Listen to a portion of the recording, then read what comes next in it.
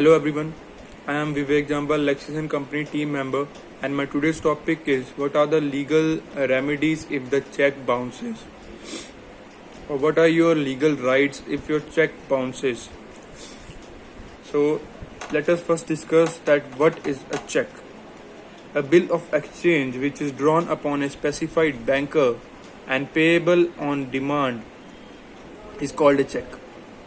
A check bounces or is considered to be dishonored when it is presented for payment due to reasons such as insufficient balance in the account, overwriting, expired validity of the check, among the various others.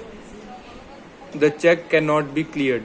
Check bounces cases are some of the most common cases as per the report by Supreme Court. It is more than 40 lakh cases pending in the Supreme Court of check bounces. A check bounce happens due to many reasons such as insufficient balance, expired validity of check, and overwriting, among other reasons. The cases of check bounce are quite common that nearly 40 lakh cases are pending.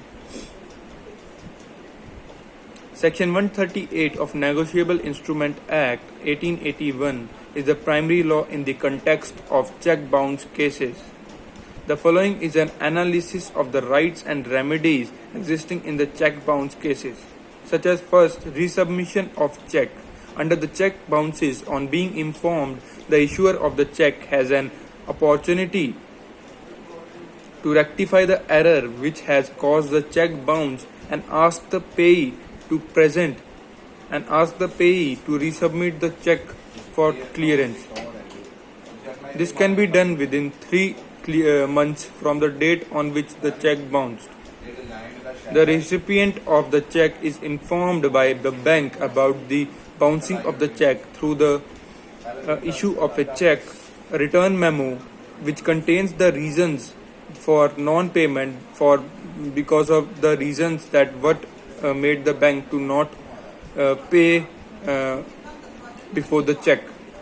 For a reason to make a valid claim, such a person must ensure that they submit the check to the bank within a specified time, that is 3 months from its date of issue, otherwise the check would expire. Second, demand notice. If the check bounces for the second time, if the recipient of the check has an option to send a demand notice to the issuer of the check. The demand notice usually asks the issuer to transfer the requisite funds within 15 days, failing which the recipient would be file a complaint under Section 138 of the Negotiable Instrument Act. This demand notice has to be sent within 30 days of receiving the bounced check from the bank. The court may consider a delay if justifiable reason is provided. Third, filing a complaint. If the issuer of the check has not replied to the demand notice or complied with the terms of the same, the recipient has an option of filing a complaint before the court within 30 days. Concerning jurisdiction, the courts situated locations where the check was drawn, where the check was presented and or returned by the bank have jurisdiction. A complaint under Section 138 of Negotiable Instrument Act can also file a complaint file against a company.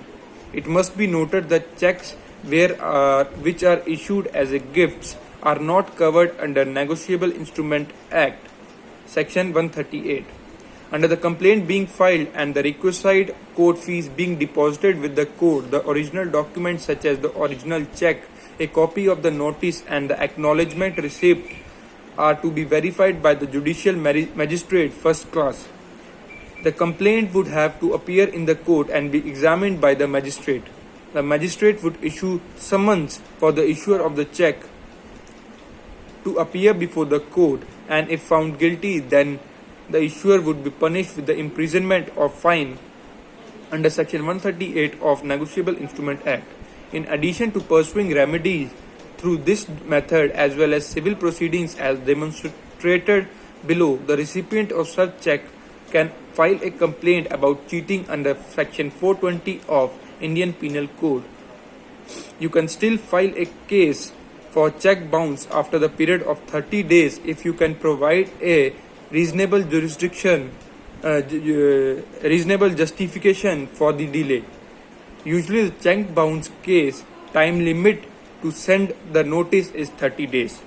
Hope you get benefit from this video. Thank you and have a nice day.